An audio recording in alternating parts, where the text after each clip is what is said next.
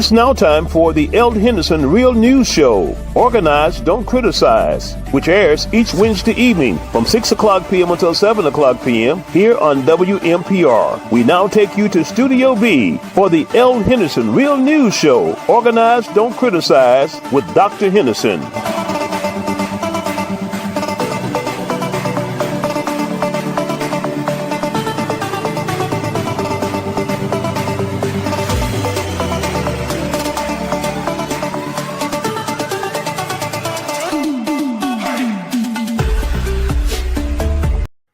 Hello, everybody. This is the Eld Henderson's Real News Show, Organize, Don't Criticize. I want to tell you, folks, I want you to buy my book by the same title, Organize, Don't Criticize, at Amazon.com. You need to learn how to pool your resources, build coalitions, and promote unity with self, family, and community. Your life will change in 30, 60, or 90 days, guaranteed. Organize, Don't Criticize, Amazon.com. That's the book of the century. Buy it today. Okay, everybody, I'm proud to be here again. I want to tell you this is the Eld Henderson Real News Show, Organize, Don't Criticize. And I always say this, folks, because I'm tired of most of the people I know, local, state, national, international, always criticizing someone. And in many instances, they are worse than the people they criticize. And I do know if you want to get ahead in life, if you want to get ahead, ladies and gentlemen, you have to learn to organize yourself, your family, your community, and you will have a better life, guaranteed. And that's why I'm here today with a famous attorney.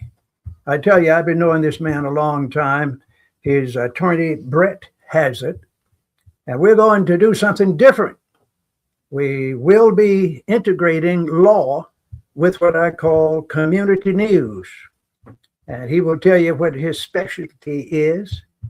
And I want you all to know that later on during halftime, we want you all to call in, and the number is, write it down, folks, record it on your phone or do something, because sometimes you all will call the radio station. The number here is 769-257-5211. I said it fast. Now I'm going to say it slow. Call us during the break, after the break, 769-257-5211. There it is on the screen. Now, I want you to understand, folks, that this guest today is a man that I call a great Mississippian. He is a lover of America. And some people say for sure that he is a man with a great personality. All of these things are true. But now when you hear him, and many of you have heard him for years on WMPR 90.1 FM, and he will probably address those facts in a few minutes. But I want you all to just understand, before we do this dual program, we will be talking about his specialty. And of course, he is an expert on local affairs. And we're definitely going to talk about this new police chief, about the mayor, about the governor, some of the legislation that has been passed and mispassed here recently. So my guest today is Attorney Brett Hazard. And sir, I want to say I'm proud to have you here, and I just want to shake your hand. Well, Dr. Henderson, it is always humbling to be around someone who's been doing this. We were talking about at the beginning, you've been doing this since 1975. Off and on, that's right. Yes, sir. So mostly on. Well, I fear coming on the show sometimes. Because being close to a professional, it just shows what a buffoon I can be on air. No, you're a great man. Well, I appreciate that. I guarantee you. That's why you're here. Well, yes, Let me tell you, Brett. Go ahead. If you weren't any good, I wouldn't have you on the show. I'm going to tell you right now. I wouldn't have you on the show. Well, I can make some interesting points from time to time, certainly. but I am once again, I am humbled to be here, and I appreciate the opportunity. Thank you. Now, I want to get right into this. And since I know a little about you, and you've been on WMPR for a long time in other places, but a lot of people don't know you. Yes, sir. This show is going all over the world. As you know, we're on Facebook, YouTube, and we are going to be on every continent. And we are probably doing 5 shows a week. And I want folks to know you so they can understand why I say you have a great personality. So let's start off with the real facts. Now, I want you to tell us again where you were born. Give us some background information, including your schooling and the years you've been practicing law in your specialty area. Yes. And take it any way you want to take it.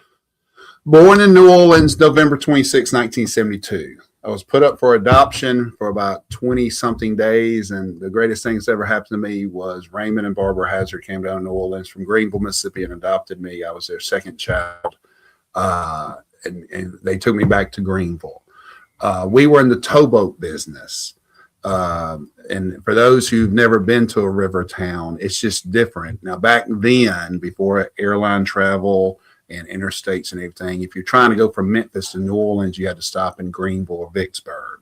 So we had a great diverse town. Of course, it was based on agriculture. But around the 1980s, because this is tariffs and grain embargo from the Soviet Union, we filed one of the biggest bankruptcies in Mississippi history. But what I learned was from my parents was a work ethic that still allows me to do what I do today. And I did not realize the education they were giving me. But I do look back. My dad passed in 2009. My mom passed in 2017. Graduated Washington School, the private academy there. Did not realize going to a segregated school like I was, how it would hurt my hometown. One of the things when I hear about the school choice and things like that, I don't think we're still in a small town community mindset in the state of Mississippi. And one of the things that hurts me to this day is Greenville dying like it did. Went to Ole Miss, never actually went there until I went to orientation just because I didn't want to go to Delta State. I knew the Delta was dying in 91. Looked at doing pre-med. It wasn't for me. Got an accounting degree because my dad used to say I get screwed by 2 people every day, accountants and lawyers. And if you're going to come back and run the business, you need to have both. Got an accounting degree, but I didn't want to be an accountant. Enjoyed being in school, and people told me if you ever left, your attitude will never come back. You don't realize how bad the tenured teachers are. In my opinion, the professors are teaching you how the world should be, and we have to live in the world it is. Went to Ole Miss in 96, got out in 99, tried not to practice law. Actually went back to Greenville for a year, substitute taught, trying to figure out what I was going to do with my life. Really learned the importance of, if you're going to get a degree, make sure you can make a living with it, but make sure you work the program, work the system like you talk about in your book, and other times I hear you mentioning, use the system. Went to go work for a gentleman in Tupelo in 2000 named Jim Wade.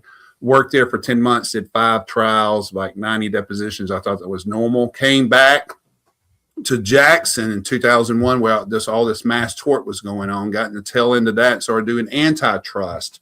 Got lucky, got hired by Jim Hood. We took on some big international monopolies. We took on Microsoft that sold for $100 million. I was a small part of the Blue Cross Blue Shield illegal monopoly. It sold for $2.6 billion. I was a lead counsel on the illegal vitamin monopoly in Rankin County. It sold for $27 million. Now, Richard Schwartz and I were business partners at the time. I actually now work for Schwartz and Associates in their litigation department. If I would say I would not have an expertise so much, but one of the things I do, I enjoy court. I actually enjoy going to court. I used to be a Hinds County prosecutor too. I tried over 1,000 cases. In January 8th, I was down in the 5th Circuit arguing, second highest court in the country for our state. I just enjoy going to court and arguing for people and fighting for. I enjoy the fight more than I enjoy anything else about it. Now, tell me this. I do know you're from the South, of course. Yes, sir. You left the real South. And didn't you say New Orleans or somewhere? Yes, sir. I was born in New Orleans, but I was raised Greenville, Mississippi is my home. Now, Greenville is a great town. Okay. Do you say that currently or okay? No, that's why I'm praising it right Yes, now. sir. But during the time you were there, I understand in your business, you have a lot of people working for you. Your dad, who did most of the work? Well, I mean, I was 8 or 10, but my grandfather, it was Logan Towing. We were, depending on who you talk to, there were. I'm named after a gentleman named Jesse Brent. Jesse Brent, the Arkansas Bridge is named after him. He was one of my grandfather's best friend. He loaned him to get a boat. All the towing industry's gone out of Mississippi, so the stories get bigger and bigger. We were one of the bigger towboat companies. I grew up with a plane. We had a plane and a pilot. Okay. My family was involved in the Whitewater property scandal. We sold the property to the Clintons. We had some money. Now, but what I realized is we were rednecks with money. And what you realize is this world had levels. And you think you hit a milestone, or think you hit a level where, will be accepted. And you realize, no, there's just levels to this. But I think we had 30 to 50 boats at one time. I don't know. Each boat had about 5 people. I might be completely wrong with this, but we had a tremendous amount of work crews. They would go anywhere from St. Louis to New Orleans. But the great thing about a towboat was in the 80s and stuff, you didn't have the internet. You didn't have a laptop. If you're on a boat with 5 to 8 different people and there was a problem, you were going to have to solve it. And most of the people who wanted to get on those boats wanted to hide from some authority. Now, sometimes it was child support. Sometimes it was the law, things like that. So it was just a different, I thought everybody was brought up like that. Now, my mom knew that. So she made us read Amy Vanderbilt. She made us read Emily Post.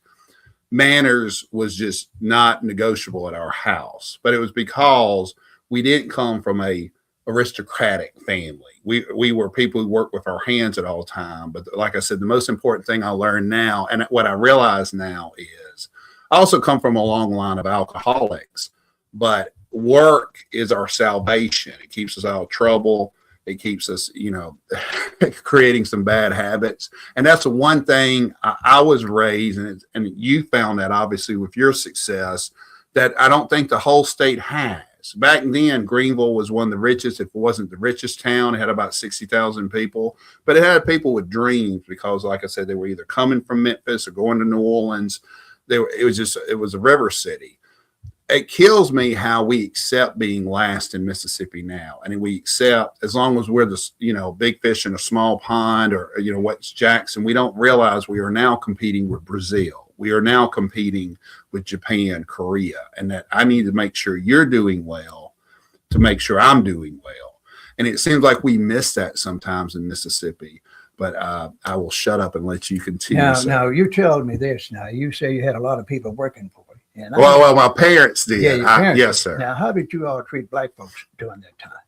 That's a very interesting question, because let me go ahead and say this. My dad was not afraid to use some colorful language back then. Now, this is around the 70s and 80s. However, we did have a woman a maid who'd come over named Essie. And my dad my dad hated everybody, especially when he drank. And, he would cuss people left and right. And if my parents were alive today, they would be voting for Donald Trump, to be completely honest. Now, my parents and I used to have all these issues, but while my dad would be very negative on some stereotypes, if I would meet someone like you, one of the biggest compliments my dad would provide someone in general is I have an older brother and myself, and my dad would come home and say, get you and some of your deadbeats friends, because my friends and I kind of hung over at my house because we had a pool and stuff, and go help Dr. Henderson. And I thought you said black people, were lazy, or I thought you said black people didn't need help, but they need to help themselves. Dr. Henderson's the exception. Did I ask you for your back talk? Get in the damn car and go help Dr. Henderson. And what I realized is, and I asked my dad it seemed like we had more exceptions black people we knew that we would always help out, or we would always, make sure they were doing well as much as we could. But yes, we would go down to certain parts of the street, and I'm thinking, we're going to get shot down on Nelson, down on Alexander, certain parts of Jackson. And those were the issues I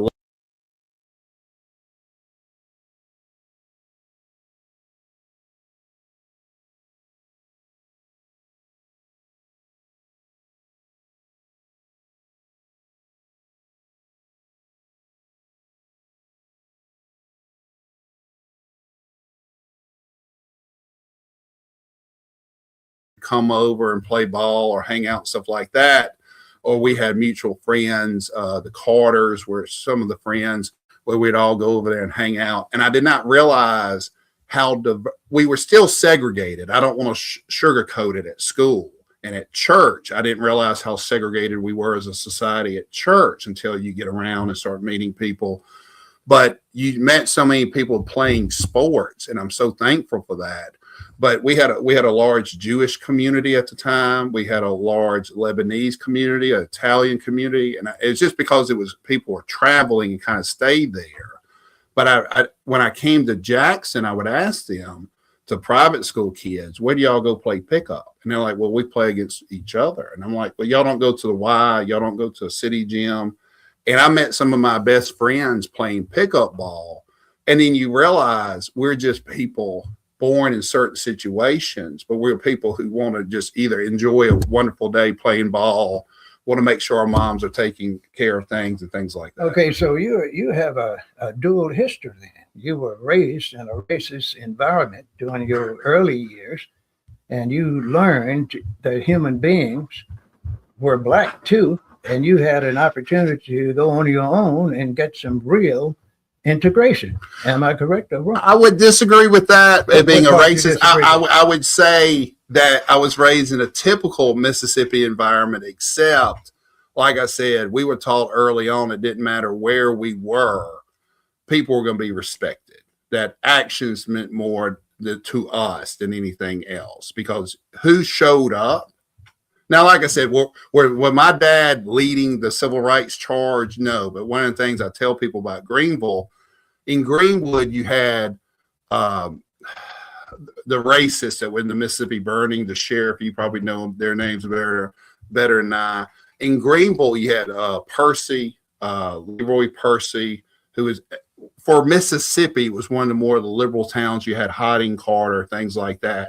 And while, once again, it's still Mississippi, okay, and it's still, I understood I grew up in a segregated society, but I do believe it was more merit-based, so I wouldn't be comfortable coming on. I didn't have an epiphany ever to say this was wrong. I just believe that society changed a little bit. So the lessons I was taught about merit-based and treating people like you want to be treated became a little bit more in vogue. Okay, that might be the reason then why a lot of your people with your early background don't want to even talk about critical race theory and think that's something that ought to be abolished, shouldn't be taught in the school system, it should be taught anywhere. They want to change the history, the literature, and say Mississippi, the South, and America were democracies, no racism, and it's always present everywhere and in everything historically.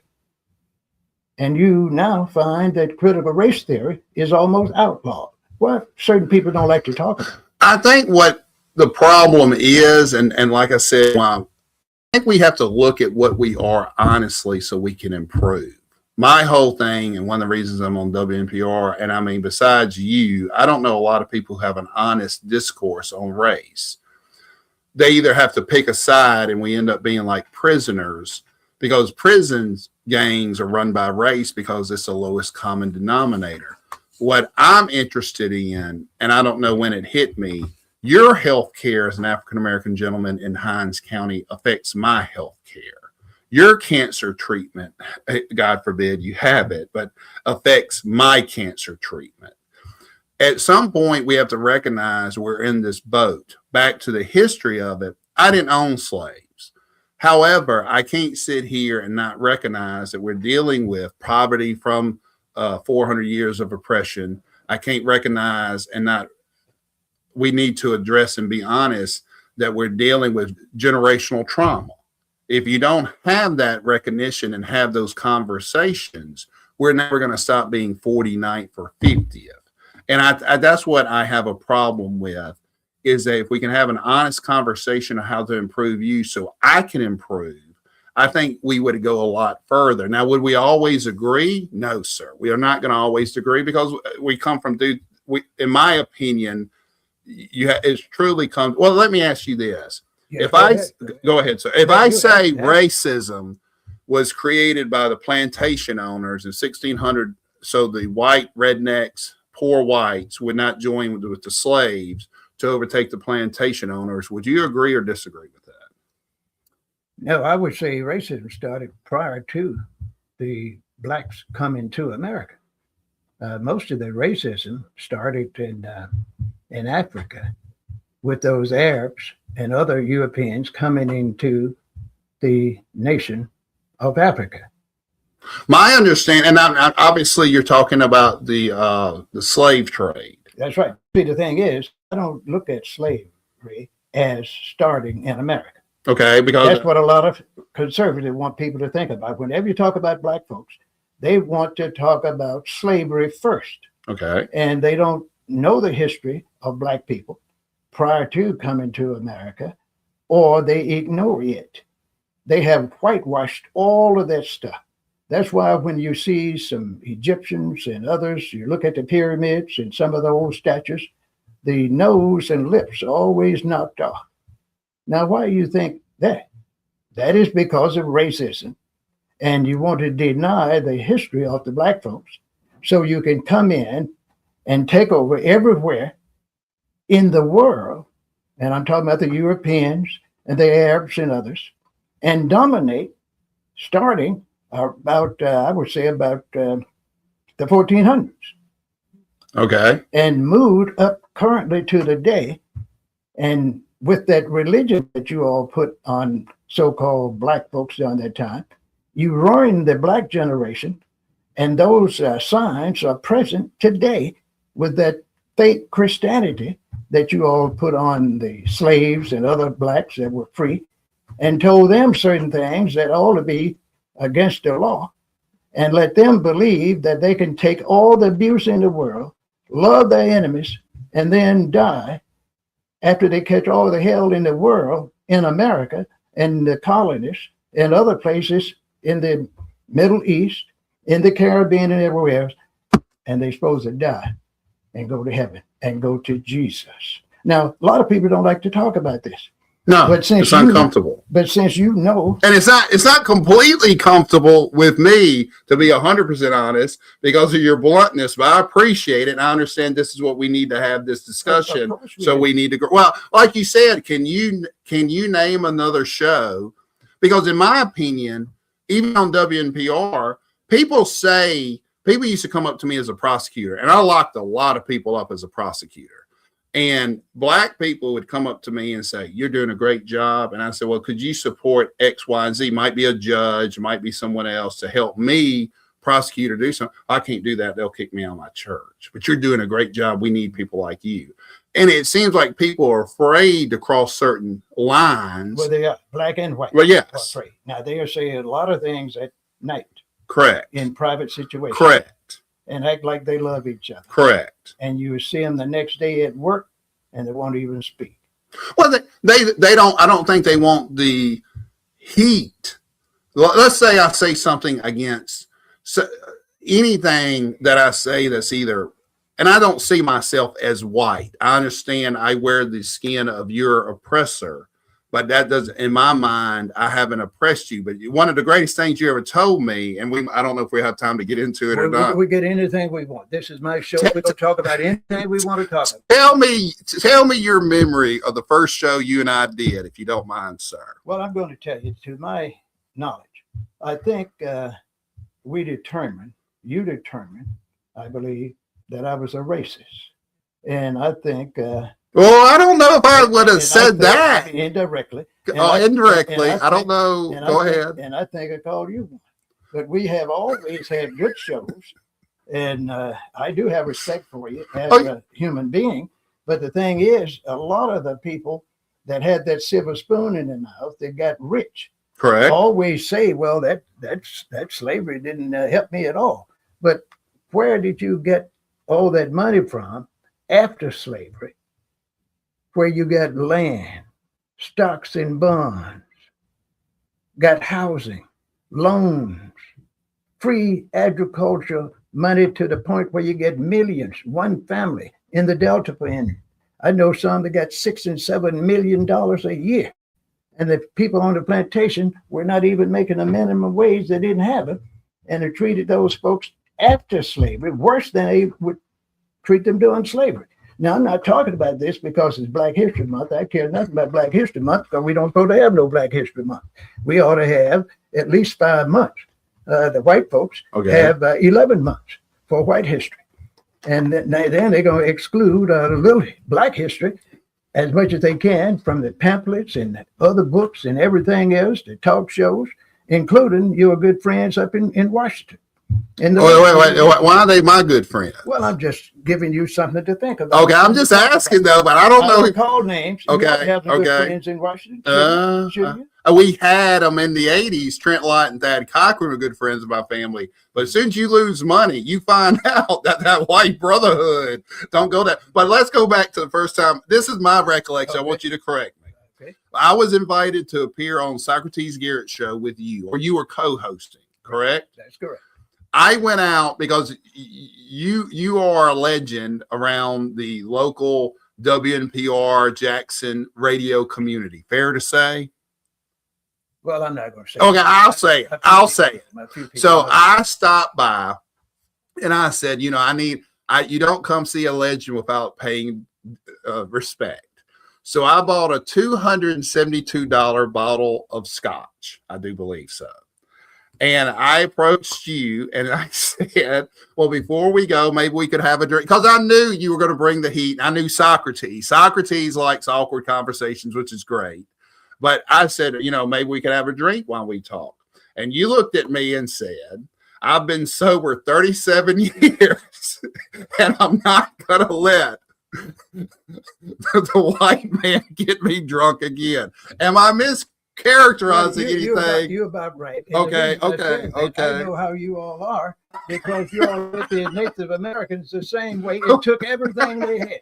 Okay, up to today. I did not know you had a drinking problem. No, I didn't have. Okay. But what I'm saying is, I wasn't trying to intoxicate you. I was trying to show respect. But then Socrates would ask me about my background, and then he would ask you about your background.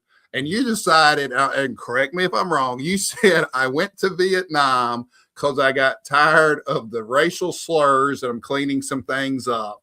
And I wanted to get the hell out of Mississippi Delta. Fair? That's fair. Now, let me tell you. Go ahead, sir. I had to go to Vietnam because of certain things. There's something called the draft. Yes, sir. And I didn't have enough money at the time to go to Canada. Yes, sir. They didn't want black folks to go to Canada and resist the draft. Matter of fact, at that time, I didn't even know how to get to Canada. Yes, sir. But I didn't have the money if I had found a way to get there. So I had to sit around and got that notice one day. Thank you for your service. And I ended up in Vietnam. Yes, sir. And that changed my life. Now, wait. And then you told me you were in Vietnam getting shot at, and you said, "What the hell am I doing here, fighting for a white man?" Correct? Okay. No, I'm just saying. I'm just making sure I get this straight. So you came back, and then we talked some more. Now, let me say this to the audience: if I get paid to put pressure on people, I tell people all the time, I don't practice law. I apply pressure because I'm stuck with the facts. I'm stuck with 8 Republicans on the Supreme Court and the most conservative Circuit Court of Appeals, the Fifth Circuit. That's just the hand I'm dealt with. My job is to make sure if you make a mistake, I treat everybody nice, but if you make a mistake, I try to take your career in your throat. That's just the way I was raised, and that's why I've been successful. With that said, that quote unquote debate, if it was a fight, they would have stopped on the second round. I was just doing a lot of covering up. Now, you and Socrates were like, and you've done it a little bit here tonight, you people, or you had slaves, or your oppression, or what your religion you put on the slaves. I was born, I told you then, I'll tell you now, I was born 1972. Sir, you don't seem to understand. Yes, sir. I don't. Now, listeners and viewers, I want you to understand. This attorney here is a great man. and we want to. We're just having a conversation. Just having a conversation. To the legal aspects. But hang on, and I'd rather skip the legal aspects and stick to this.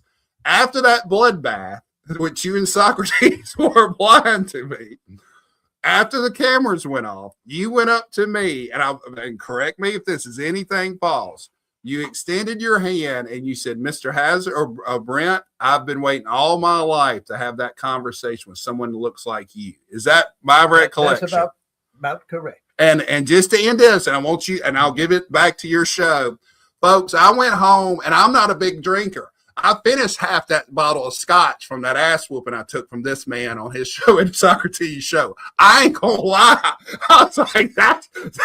I've been in front of the Fifth Circuit January 8th, and they lit me up nowhere near as bad as you lit me up on that show. But it's a conversation we need to have. It's a conversation I want to have, but I'll let you speak on your show, sir, now. Now, the thing is, and then we're going to get back to you, sir. Yes, sir. I just like to make it clear that a lot of conservatives and liberals always pretend they had nothing to do with slavery. Yes, sir. And I don't like to talk about slavery, but since it's such a pervasive thing. We have not, well, let me ask you this. I think it's not slavery.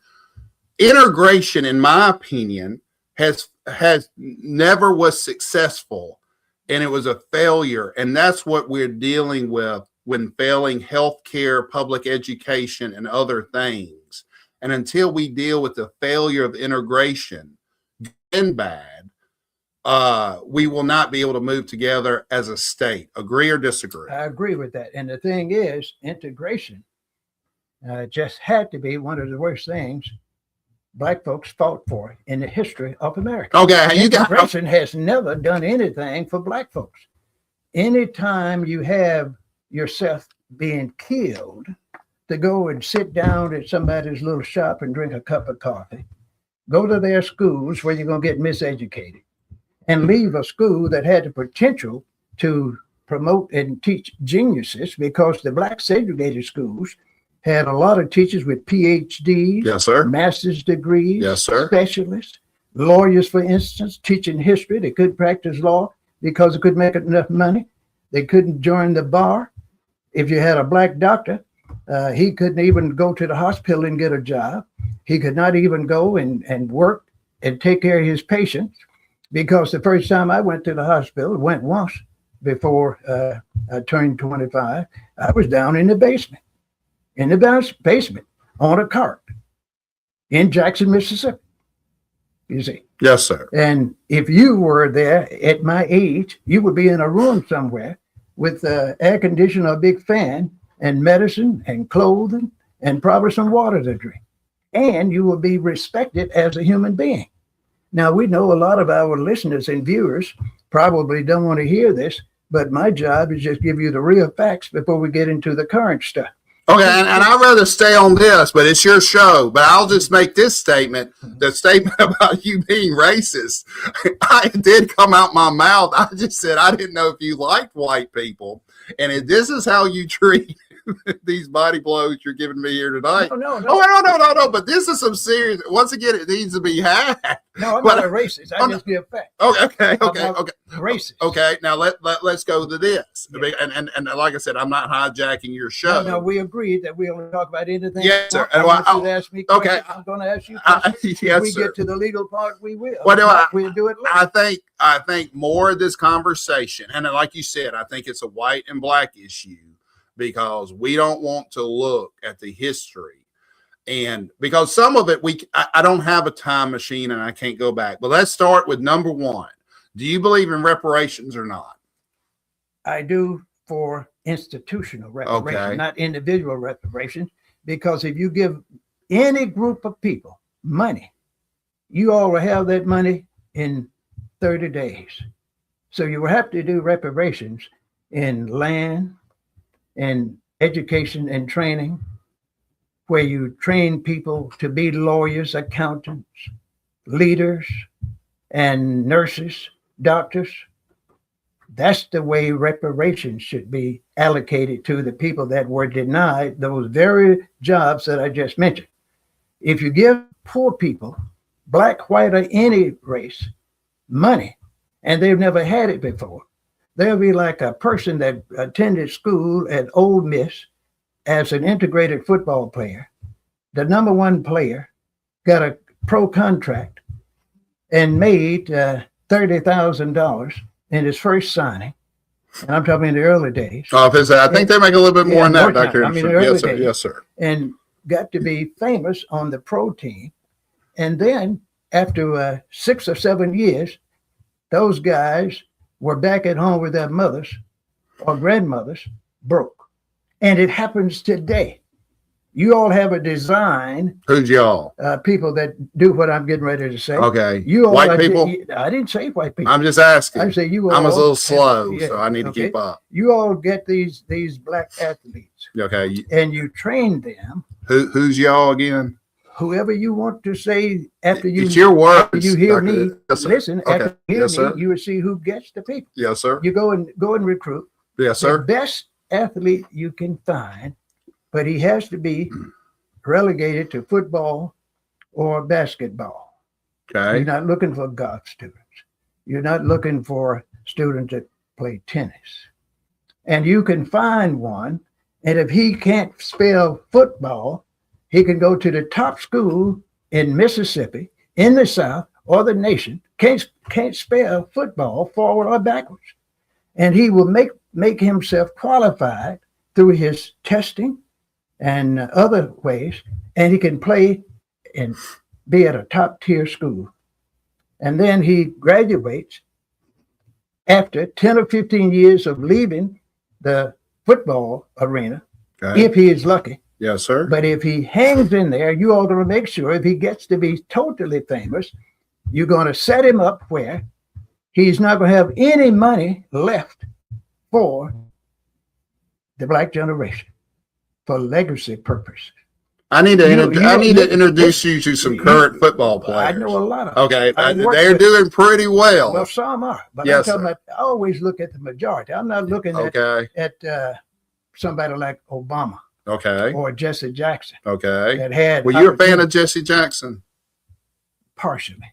I need you to expand. Well, let me say this. I'm going to forget this, but I want to get back to you. I have it on there. No, We but want to talk about not Jesse Jackson. But I need one of the smartest things you ever said to me when you weren't verbally whipping my ass was, I said, I don't know anyone who truly, you hear, I'll be in certain areas of the state or certain social groups, and you'll hear some racial slurs, to be as plain as I can. And I'll be like, what the hell's wrong with you? But to me, those are angry people.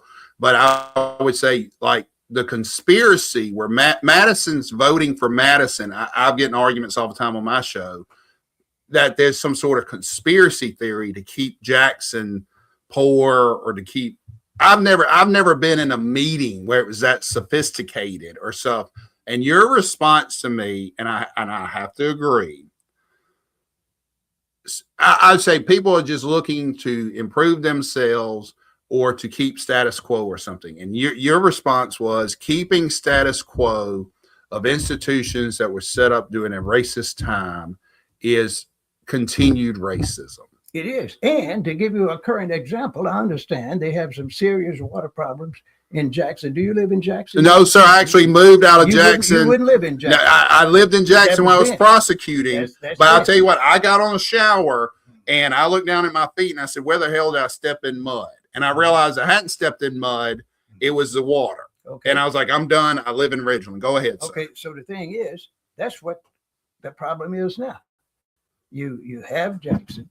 You have people in the legislature and other places that want to dominate Jackson. They want to be the policy makers. And the way you make policy is controlling the money. So anytime there's a big piece of money coming into Jackson, a lot of people going to put a commission together, some kind of board, where they appoint people that's in the upper middle class to manage the money and take the leadership from the city of Jackson, New York City, Chicago, or whatever, and say those folks can't manage their own money. And you selectively leave those areas so they can have a low tax base. And then you accuse them of not being able to manage and be good leaders and say, that's why we're going to take over and hire our own blacks to represent us through the vote. And you know what people do with the vote. There's been some history. We can get into that. I don't want to do that. I don't know why you picking certain topics not to hit me in the head with, and then certain topics to knock the hell out of me with. No. I mean, I say use them all. Go ahead. Okay. But anyway, we just want to say that that's the way it is in America and the world. The people that have always been abused are not supposed to get in leadership positions. To some that were the abusers throughout the history of the world, their job is to maintain, and I've said this for years, the status quo and keep themselves and their relatives in positions of responsibility, and especially where you make and manage money. And if they lose out because of a shift in the population that was promoted by exclusive neighborhoods and so forth, and the blacks or the Indians or some others get in a position where they can be mayors and on the city council, board of supervisors, that's when a lot of people say, I thought we had those black folks under control. Now they're the mayor, they're supervisors, they're on the city council, and they got a lot of money to spend. We can't allow that. I've never heard the statement, I thought we had those black people under control. Now, at some point, we're talking about 400 years of oppression here. But I'm talking about today. Okay, and I'm telling you today, I'm in some powerful meetings, and I what shocks me is the perception of the power I have in the African American community, which is one of the dumbest things, if you ask me, true. But depending, and I do not, because your show is legendary on WNPR. My show does some decent numbers. You do. Okay, I do well. You have a great show. I listened to you this morning. Yes, sir. No, sir. Yes, sir. But you're a legend, so I don't want to take anything away from you. With all that said, see, you and I disagree. Because there's so many points here I want to make. One, I disagree with you on reparations because how you think it ought to be done. The problem is when you're dealing with there's a gentleman who writes, God, I keep forget. Is it New Republic? He is T something. He's famous. T something Coates. I should look it up. Yeah. He throws out something like $16 billion. Mm-hmm. When you're factoring that in, that when they're throwing out the big numbers, they never subtract. Like the civil rights law. Not saying that makes it equal. What civil rights law? The 1964 civil rights law. What did that law do? Pass civil rights where civil rights?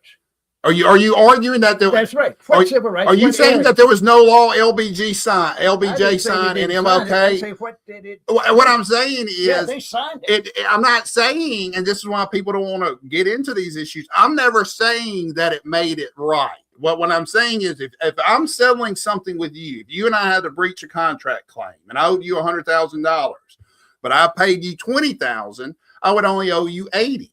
And this is a conversation that why people want to avoid this is because you're either the hero or the villain. And my position is, from my living experience of 53 years on this life, there's about 10% of the world I give a damn about that would be there for me in my experience. I hate everybody. White, black, yellow, green, 90% of people won't even take care of their own damn families. Historically, you'll see that happening all the time. With that said, I do believe you have to just accept some facts. If you drank from two different water fountains, which we have a generation of people walking around that did that, I do believe if you can't drink from a white man's water fountain, you couldn't participate in the economy to pay into Social Security. I do believe those people need about 25% more minimum in their Social Security checks.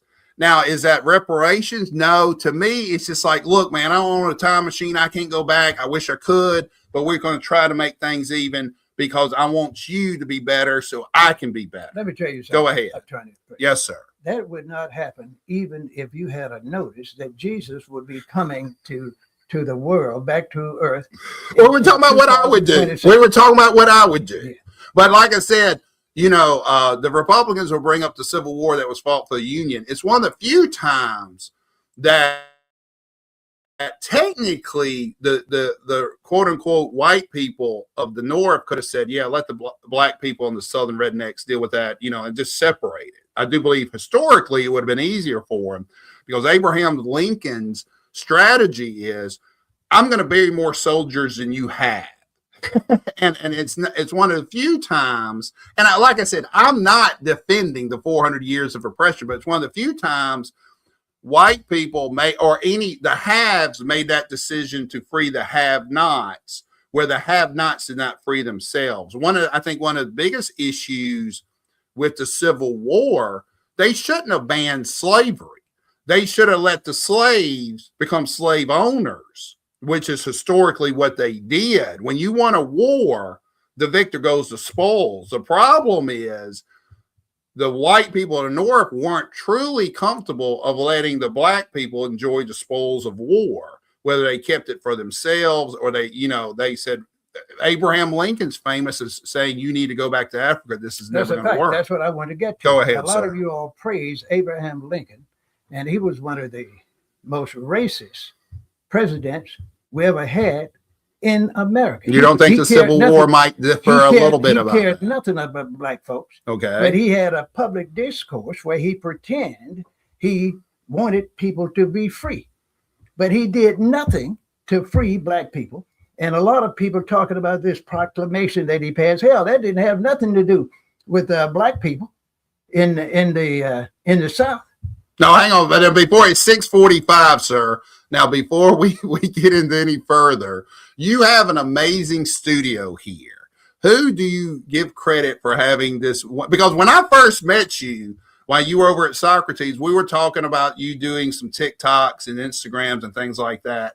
How did you get so advanced in technology so quickly, sir? Well, I have a lot of help. See, it's one thing I've learned, yes, attorney, that anything I don't know, I know there's someone else that knows it. Yes, sir. So you go and hire the best people you can find. Okay. And that's what's wrong with a lot of the leaders in Jackson, North Carolina, New York City, Chicago. You can put a person in office that is what I call a one-channel person. Yes, sir. He only knows sociology. Yes, sir. Or politics, but he doesn't know anything about economics. He might not know anything about technology. You're not going to give a shout out to your... Since I'm not a smart person, I hire people that are smarter than I am in areas that I have a little weakness in. But let me tell you, but I do observe, and I learned a lot from Socrates, Garrett. Yes, sir. And I picked up a lot of good ideas there. And I've learned from other places just by doing research and observing and not wanting to be in a channel where I can't determine my own narrative. Yes, sir. When you get with these big folks that got these big channels, you can only say one thing that they don't like one time, and you won't ever be invited back. You'd probably be kicked off for beating up a white boy like you're beating up tonight. Well, you would. I would.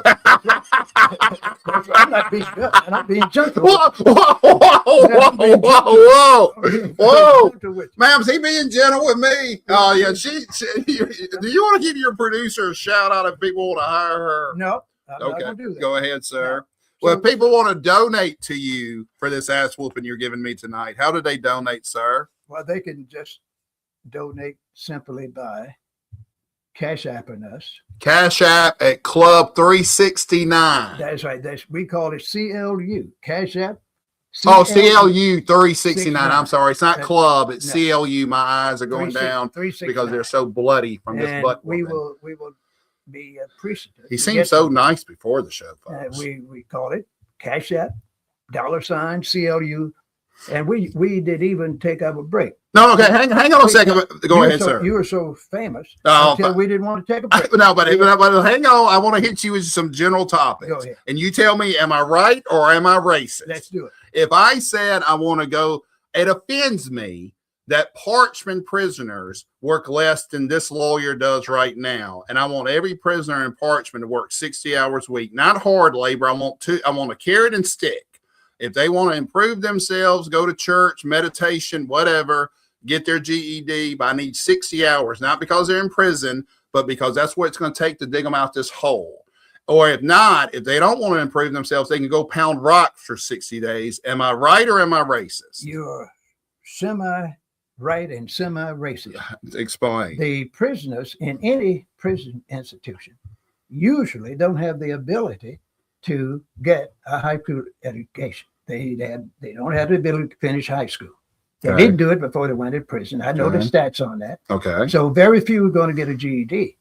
But you don't need to have a GED to learn how to be a carpenter, a bricklayer.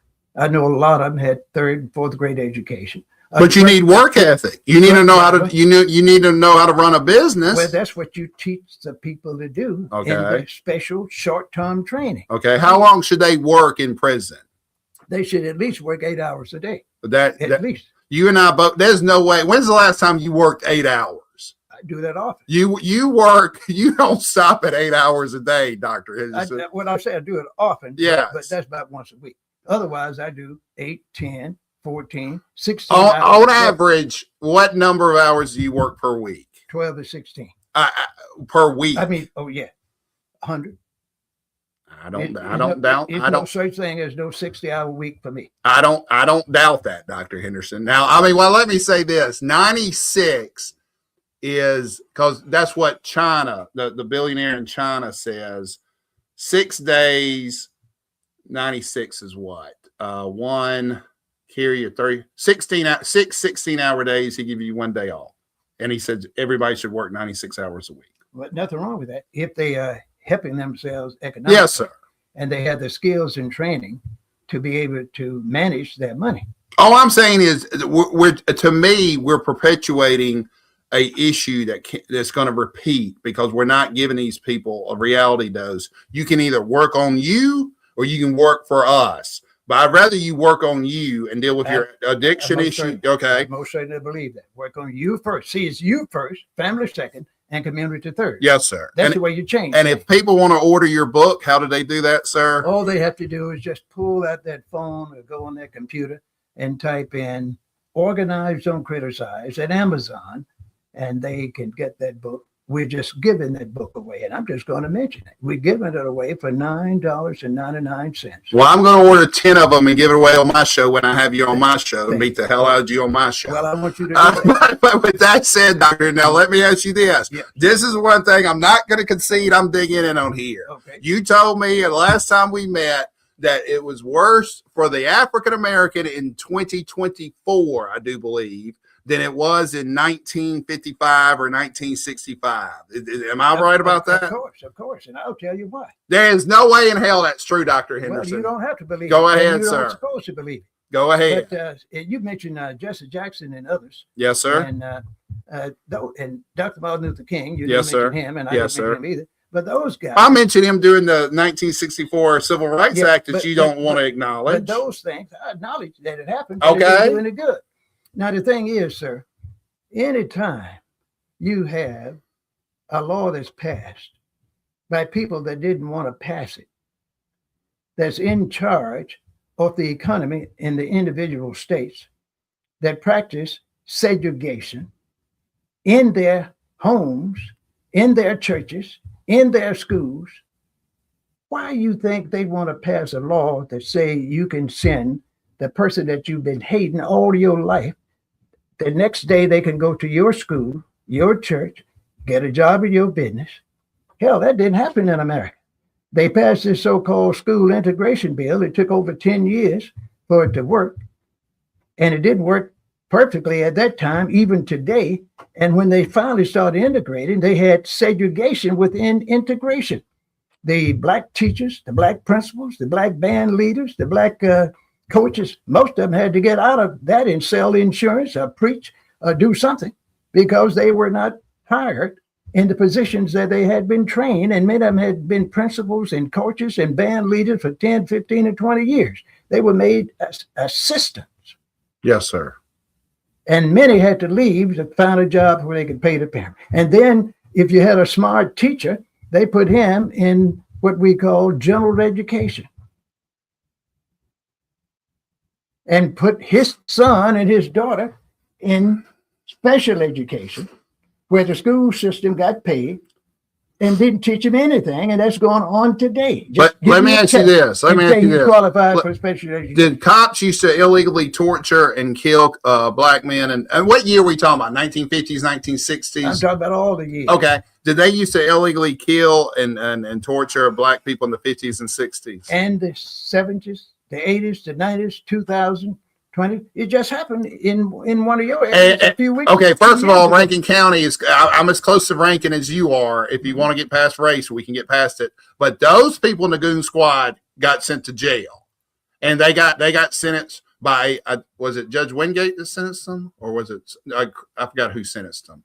But my point is, why it's not perfect, it's better. And that needs to be recognized as the social programs, meaning people like you who've gone through more than someone who's been born in 2000, in my opinion. Am I right or am I racist? Well, you're right about that. But let me tell you about this case.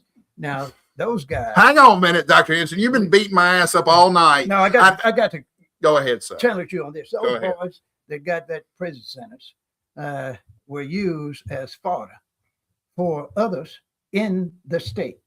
They said, we're going to sacrifice these boys because if they do too much investigation, they're going to find that Rankin County is not the only one that's doing these things. Oh, no. I mean, we're going to sacrifice these boys and let them go on. And I bet their lawyer right now is probably working hard with your president, Donald Trump. Why is it my president? I'm just talking. I'm just asking. You're not guilty. You're not guilty. You're an American citizen. Hang on a second. I've been taking my butt whooping on this show. No, I'm going to support a black woman right now and see if you have. Ma'am, what's your full name? Dr. Anderson? Laura Anderson is the wonderful woman who's doing the production on this show. That's correct. I don't know why you hate black women. Why you say that? I tried to give you a shout out to give her a shout out and you ignored it. We got to promote people who do good work around here. I'm merit based. But I run things the way I run it. And you know what? Running things that oppress women are oppressive. She knows she's very appreciative. You got to show appreciation. Show love is where I'm from in Greenville. I don't let nobody come in my house and tell me how to run my family. I don't take that. I don't tolerate it. I just showing love for the wonderful production she did. Do that after the show. So it's recorded of this butt whooping I'm getting. Okay, well, we're going to have to end this show, Mr. Hazard. Now, Mr. You want to call me cracker? No, I don't do that. I don't use those kind of words. I think I used the word on WNPR. I'm banned from using. A lot of your folks use that word, that other word that you all pretend you don't use. And you know darn well most of you use. You just hit me saying I use the N word. Go ahead. Over your folks. Go ahead. And our folks use the same word. Oh, well. But now everybody pretend they don't use that word that's called nigger. They pretend they don't use that word, but most people in the black community and white community will do that in private and pretend they don't use it. And it's like somebody that's accustomed to eating chitlins, and they get a little education, and they say, we don't eat chitlins anymore. Well, we can't use either one of those words on WNPR. But you get one of those. You get one of those chitlin sandwiches. And in private, I've never had chitlin in my life. I'm not going to start. And they'll fight you for them. Those people with PhDs. They won't fight me for a chitlin sandwich. I guarantee that. We don't have but 30 seconds left. Yes, sir. Ladies and gentlemen, I want you all to know I might have to invite this man back, and we're going to talk about his major profession. Oh, we're going to continue this conversation. If you want to hire me as a lawyer, it's because I can deal with this. But Dr. Henderson, it's always an honor and pleasure. I'll let you wrap up, sir. And we want to say thank you, ladies and gentlemen, for listening to the Elder Henderson Real News Show, Organized, Don't Criticize. And if you want to contact us, all you have to do is call us at 601-201-1957, 7 days a week. And if you need any services, training, workshops, seminars, you call that number and we'll get you and talk to you and tell you how to survive and teach you things that I can't say on the show. Yes, sir. There are certain things I can't tell you because some black people and others go and tell all their business in these hotels and conference centers, and certain people that own a hotel say you can't use your media people, you got to use mine. And they get in those boardrooms and report everything the black organization says. So folks, call us 601-201-1957. Our time is gone, Miss Producer. Let's go on and get